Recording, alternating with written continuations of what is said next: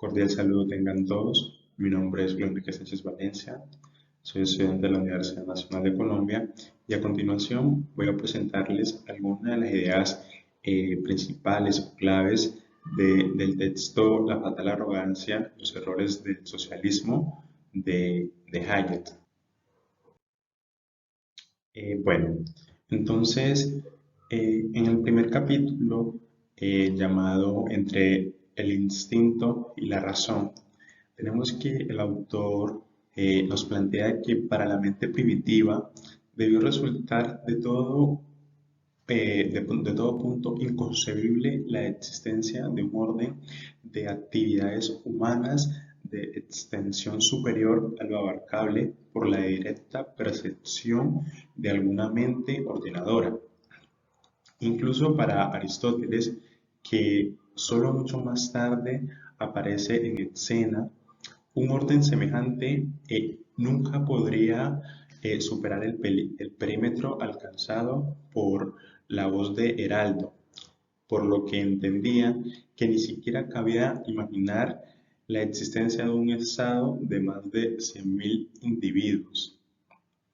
Aristóteles no aborda los problemas que nos ocupan sobre la base de la reflexión y la observación, sino sobre la de sus instintos. Entre otras cosas, eso es lo que nos plantea Hayek. Además, se puede decir que intenta convencer al lector, ¿sí?, de una tesis que, según él, arranca de tiempos ancestrales.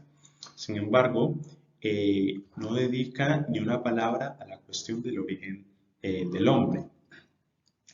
Las normas que Hayek va definiendo indiscutiblemente constituyen, según él, una nueva y diferente moral encaminada a reprimir la moral natural, es decir, ese conjunto de instintos capaces de aglutinar a los seres humanos en agrupaciones reducidas, asegurando en ellas la cooperación, si bien a costa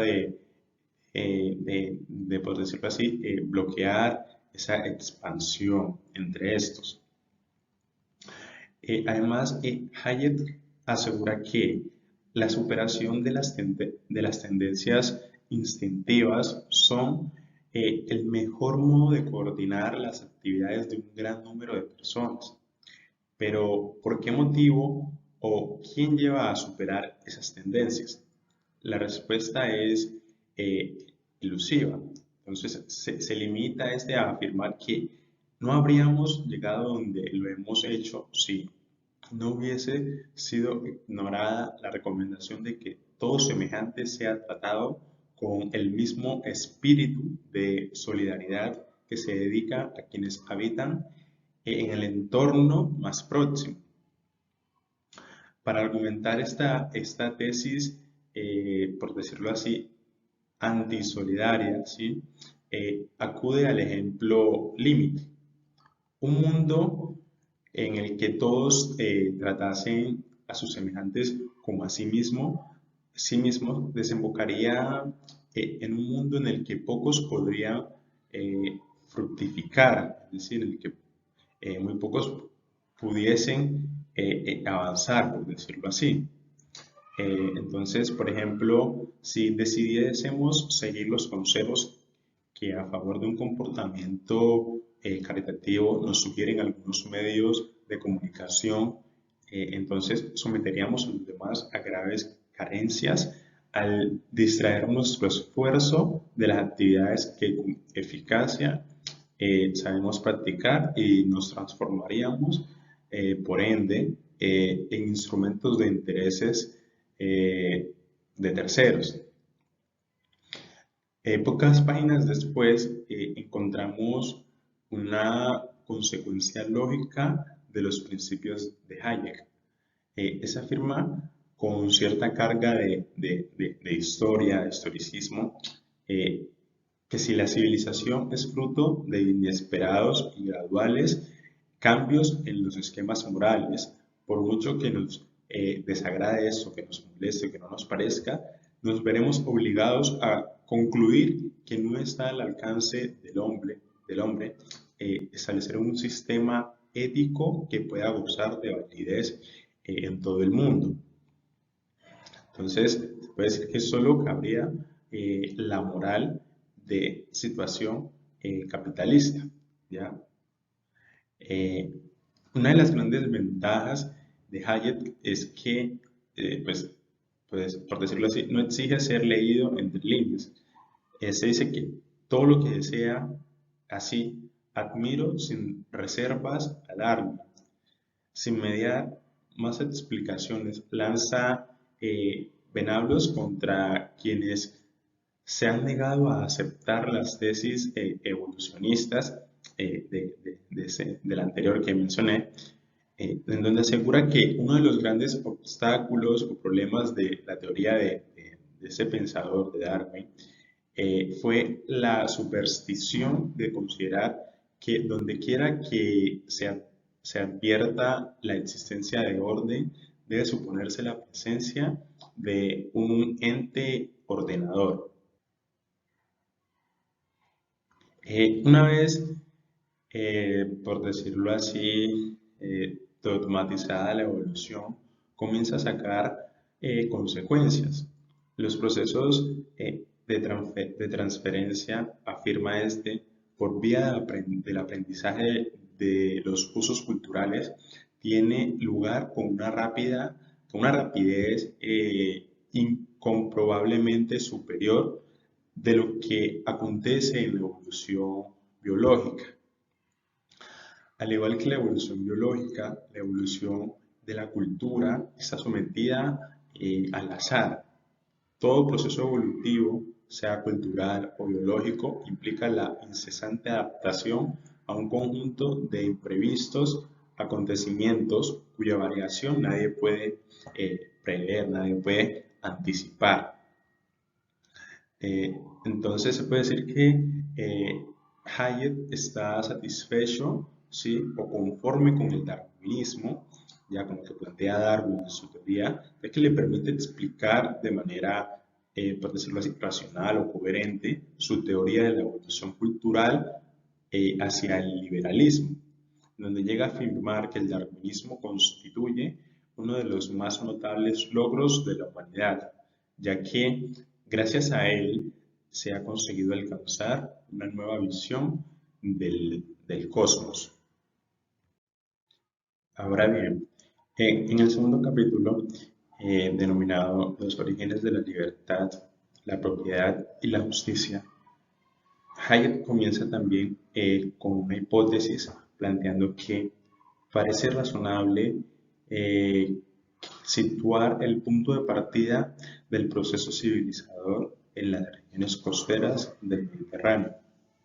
La propiedad plural, nombre con el que Hayek denomina la propiedad privada, surgió, según él, a medida que aumentaba el proceso de debilitamiento del espíritu de solidaridad. A continuación, Hayek hace un desarrollo de la historia de la humanidad, incluyendo a griegos, espartanos y romanos. Como en otras ocasiones, para dar relevancia a su tesis, elige enemigos. Por ejemplo, plantea que hasta en Aristóteles y Platón resuman nostálgicos anhelos de resucitar el modelo de la convivencia de la vieja Esparta. Se trata del retorno a ese tipo de microorden en el que el comportamiento de todos queda sometido a la exhaustiva supervisión de alguna omnisciente autoridad. Su oposición contra lo que suena a socialismo le lleva a simplificaciones no siempre basadas en hechos históricos ciertos, como es el caso de un fragmento de este capítulo en el que plantea que la decadencia y colapso final de este primer orden histórico extenso solo fue produciéndose a medida que las decisiones de la administración romana fueron desplazando a la libre iniciativa. Ese capítulo lo concluye con un pequeño ajuste de su tesis a la manera de espontaneidad, en donde plantea que el macroorden espontáneo comprende no solo las decisiones económicas tomadas a nivel individual, sino también las que adopta cualquier organización que haya sido deliberada y voluntariamente establecida. Ya en el capítulo 3, llamado La evolución del mercado, el comercio y la civilización, se menciona, se menciona cómo mientras que determinados animales viven adaptados a ciertos nichos ambientales que limitan estrictamente sus posibilidades de expansión, esto al no poder subsistir fácilmente fuera de estos, la especie humana y un pequeño grupo de animales como las ratas han sido capaces de adaptarse a casi cualquier lugar del planeta, lo cual se debe a la adaptación a nivel no individual sino grupal. Entonces, sin el apoyo de compañeros de otras zonas, para la mayoría de los humanos habrían sido totalmente inhabitables o solo habitables al precio de un gran esfuerzo en las zonas en que quisieran instalarse. Por lo tanto, esos relativamente escasos nichos autosuficientes, intensamente defendidos contra la invasión de cualquier intruso, sería seguramente los primeros que en cada zona geográfica el hombre se aventurara a habitar de manera permanente. Poco a poco, sin embargo, llegaría a oídos de las correspondientes poblaciones que ciertos espacios limítrofes, es decir, como fronteras, eran también capaces de satisfacer casi todas sus necesidades, aunque tal vez carecerían de algunas otras, por ejemplo, de artículos para realizar sus labores diarias. Algunas personas, se plantea en el texto, se aventuraron a abandonar sus entornos, pasando que podrían volver instalándose en otros hábitats. Se prosigue en este capítulo con una explicación, una explicación histórica, en donde se plantea que algunos tardaron en volver y terminar en volver y terminar no ser conocidos, es decir, que al haberse ido de sus hábitats, sí, o de sus entornos habituales o naturales, y luego querer volver a estos, no fueron reconocidos. De esa fase se llegó a la aparición de instituciones de carácter más impersonal constituidas por intermediarios. El hombre fue adaptándose a la nueva situación en la que dejaba de ser un miembro de la tribu para ser un ciudadano egoísta del mundo. Todo esto sin que los gobernantes tuvieran prácticamente ninguna influencia. Entonces, en el texto se plantea que mucho se exagera en torno al papel desempeñado por los gobernantes en el ir y venir histórico, debido a que claramente nos ha llegado mucha más información acerca de lo que ellos hicieron que de lo que la coordinada actividad individual iba consiguiendo.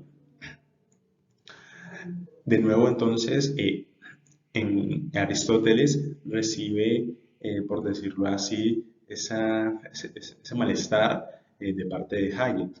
Entonces, se tiene que, la afirmación aristotélica de que un colectivo excesivamente numeroso no puede participar en el orden, para Hayek, esto merece un absoluto desprecio, ¿ya? Es decir, ese no está de acuerdo con eso.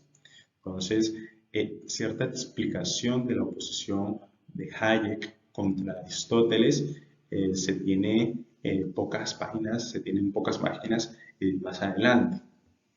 Lo que está preparando en realidad es una descalificación de la Iglesia Católica, partiendo de que está asumido, según Hayek, acríticamente los principios aristotélicos. Entonces, textualmente se dice que los efectos de la sistematización aristotélica de una ética correspondiente al microorden fueron reforzados por la influencia que dicho filósofo ejerció sobre Santo Tomás de Aquino en el siglo XIII, la cual dio lugar a que más tarde tal línea de pensamiento llegara a convertirse, de hecho, en la doctrina oficial de la Iglesia.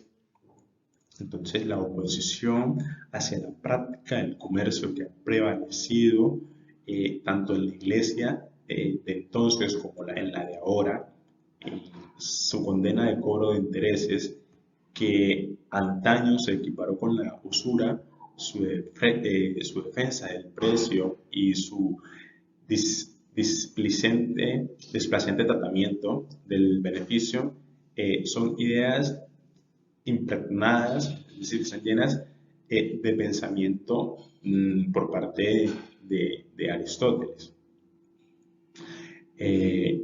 Las lagunas y precisiones de esta afirmación son numerosas. Entonces, pues se señala una que es la condena de la usura no fue causada por el interés, ¿sí? No fue causada por el interés, sino por el exceso de intereses solicitados que empobrecían a los demás.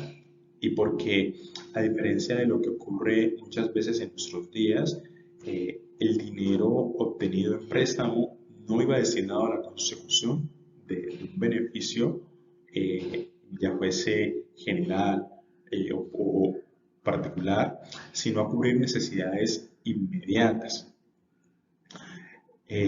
Entonces, ya tras considerar con gran acierto que la información es algo fundamental en el mundo económico, reitera su creencia en el azar.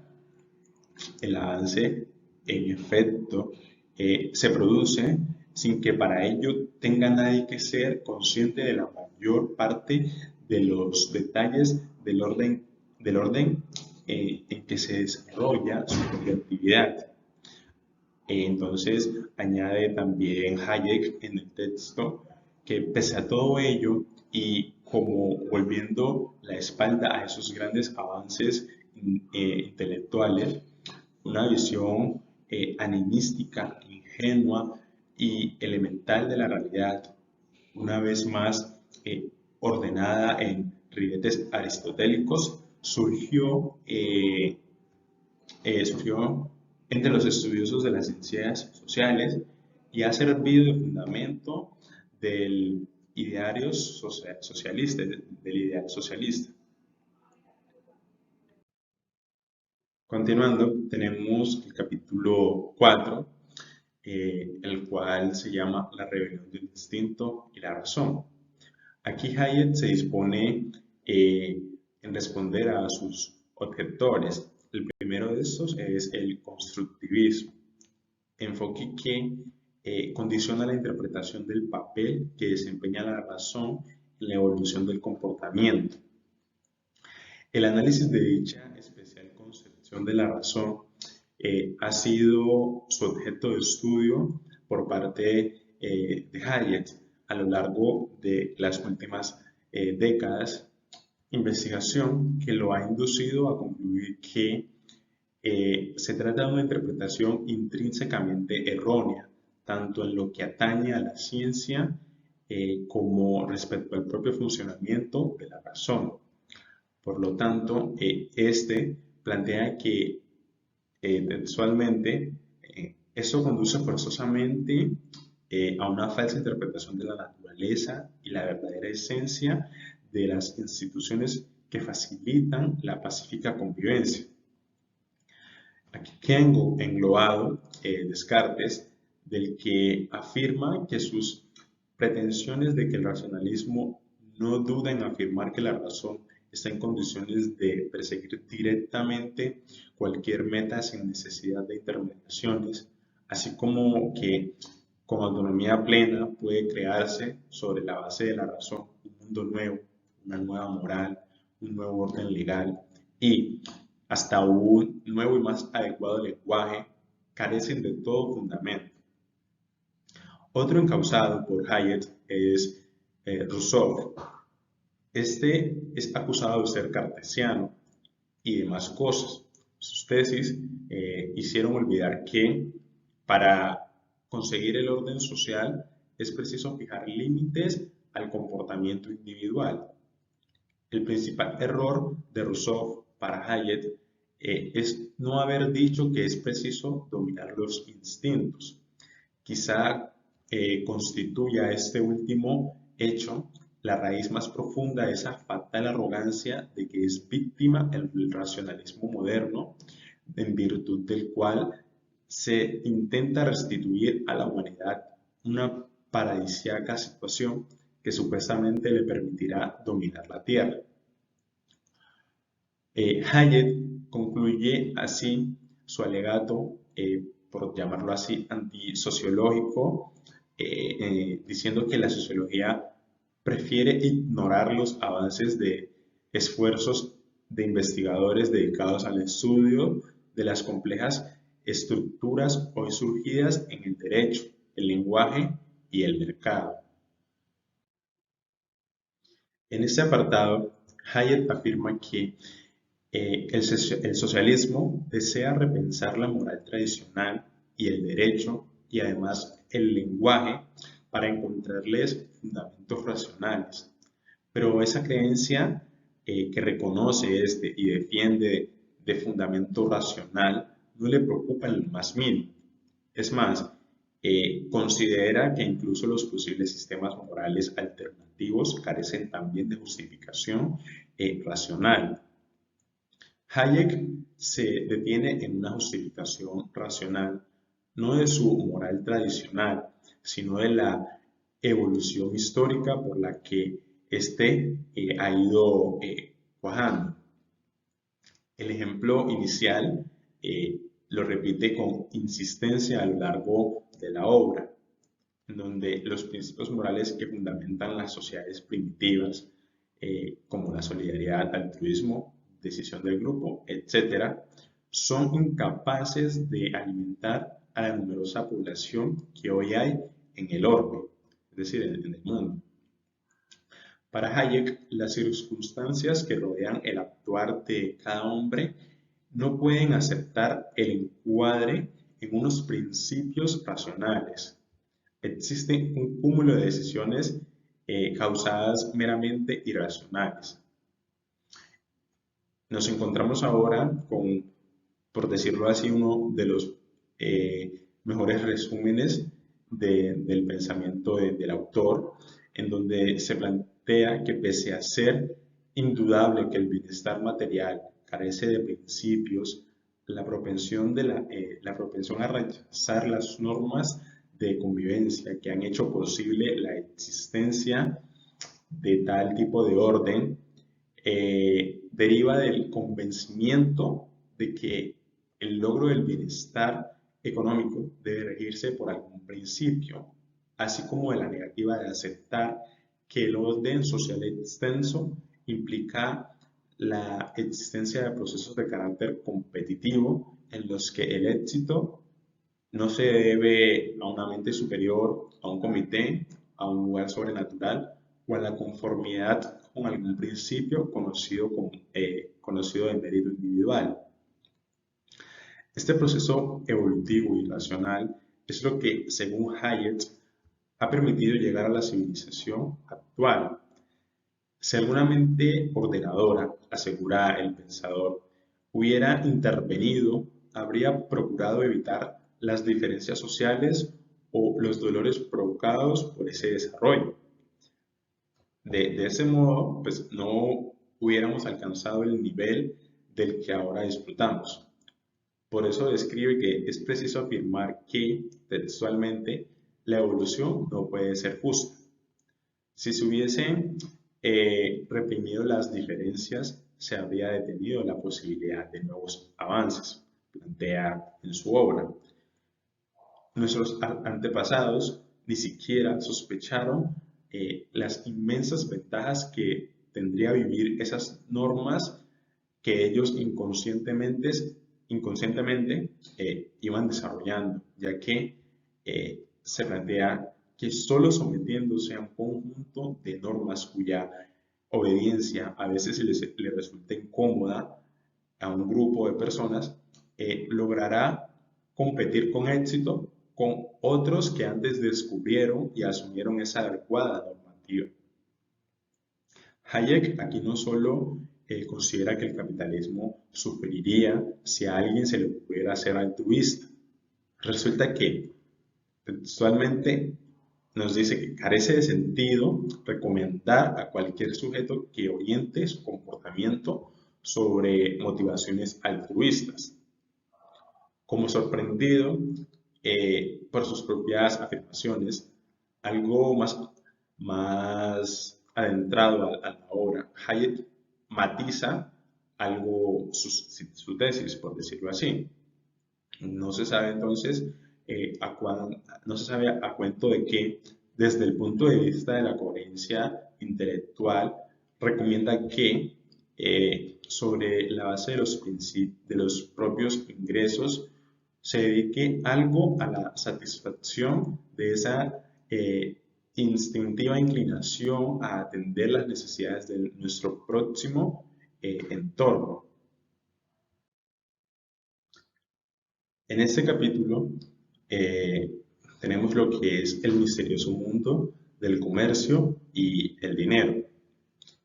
Aquí se plantea que al comerciar un negocio se arriesga tiempo, esfuerzo y principalmente información. Este último factor es de radical importancia para llevar adelante cualquier empresa económica. Si alguien fuese, por decirlo así, pregonando a los cuatro vientos los secretos de su éxito económico, es evidente que muchos otros intentarían entrar en ese mismo sector o negocio. Precisamente esa reserva de datos es lo que, según Hayek, ha llevado a muchos a sentir una gran, por decirlo así, hostilidad o recelo hacia el comerciante, ya que éste ha estado siempre envuelto en un espacio de misterio. Esta situación, considera Hayek, se ha visto agudizada por la doctrina marxista, que ha considerado que la única verdadera fuente de riqueza es el trabajo material.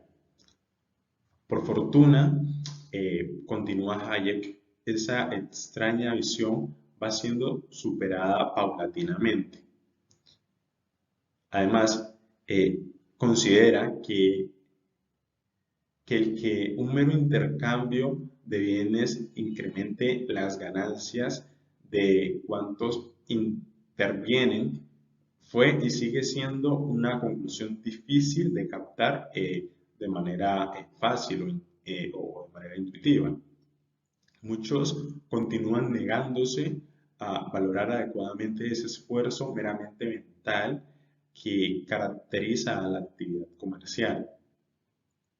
Es cierto, en palabras suyas, que la creación de riqueza no es un proceso meramente físico ni reducible a un encadenamiento de relaciones efecto-causa. No depende de ningún conjunto de hechos materiales objetivos, sino del aprovechamiento de la separada y diferente información poseída por millones de actores. Información que a modo de precipitar queda recogida en los precios que orientan las posteriores decisiones. Pero no lo es tanto que esa sea la única verdad, ni que se produzca una textualmente desdeñosa aptitud de los intelectuales hacia esas materias. Para Hayek, ante el dinero, el hombre adopta una postura ambivalente. De una parte, se le considera como un instrumento de opresión y de otra, se le aprecia como salvaguardia de la libertad. El mundo del dinero y el crédito es, sin duda, uno de los más complejos y sorprendentes, entre otras cosas porque la economía es más un arte que una ciencia. Al explicar este y otros aspectos semejantes, el autor lo que demuestra es su aguda visión cuando de cuestiones estrictamente económicamente se trata. Hayek además considera que muchos niegan a la empresa su derecho a los beneficios y en la medida en que tales actitudes afectan al bienestar de terceros, solo pueden ser consideradas egoístas al imponer a otros un asceticismo que indefectiblemente los sumirá en la pobreza y en toda suerte de privaciones. Continuando, tenemos el capítulo 7 denominado Nuestro envenenado lenguaje. Este, como otros capítulos, comienza con una presunción. El comercio, las migraciones y la expansión y amalgama de poblaciones no solo abriría los ojos a la gente, lo harán también más locuaz. A partir de ese momento comienza un análisis de la función del lenguaje en la vida del hombre. De una parte, por una parte, se considera la gran influencia que en la vida tiene el mismo lenguaje y de otra, cómo las expresiones que normalmente utilizamos están siempre condicionadas por nuestra propia concepción o interpretación de la realidad. Después de estos comienzos, por decirlo así, inocuos, Hayek pasa al ataque filosófico, por decirlo así. Su interés por el lenguaje está en encontrar nuevos apoyos para sus principios. Un ejemplo, el propio término orden constituye un buen ejemplo de vocablo que antes de Darwin hubiera implicado la existencia de un acto personal. A principios del siglo anterior, incluso un pensador tan agudo como Jeremy Bentham no dudó en afirmar que el concepto de orden presupone un fin. Y por si fuera poco, textualmente se dice que el estudio de cualquier problema de alguna manera relacionado con la acción humana se encontraba profundamente impregnado de animismo, solo en parte paliado por la influencia de Adam Smith y su postulado de la mano invisible.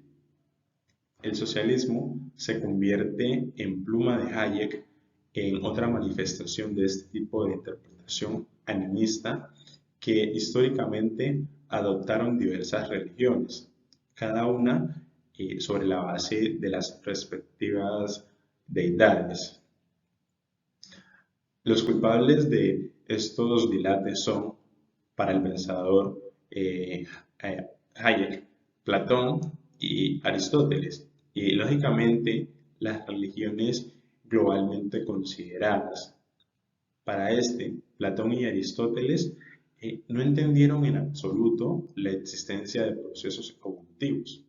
Por eso, dice, abordan los problemas relativos a la especie humana, convivencia cual si se tratara de ordenar tan solo un específico e invariable número de individuos cuyas condiciones personales pueden ser plenamente conocidas por quienes se responsabilizan de la buena marcha del orden o de un esquema de convivencia cual han pregonado los diferentes credos religiosos, incluido el socialista, fuera fruto de previa intervención por parte de alguna mente superior. Da la impresión perdónese el ex abrupto, se plantea en el texto que la única mente superior que el autor admite, pues todo lo entiende y sobre todo dogmatiza, es él mismo. Ya en este capítulo, Hayek condena a quienes no consiguen entender el estrecho vínculo que une el incremento de la población con la favorable evolución del mundo civilizado. De nuevo, la gran bestia que podría decirse pues que es el socialismo en encarnación de ese mal que de instaurarse acabaría no solo con las poblaciones futuras, sino también con la actual civilización. Hayek insiste en que la expansión demográfica no solo daña la economía, sino que permite, dice iniciar procesos de ininterrumpida aceleración hasta constituirse en el factor que fundamentalmente condicione cualquier ulterior avance de la civilización en sus aspectos, bien sean materiales o espirituales. El análisis sobre el carácter regional del problema demográfico resulta de alguna manera u otra sugestivo.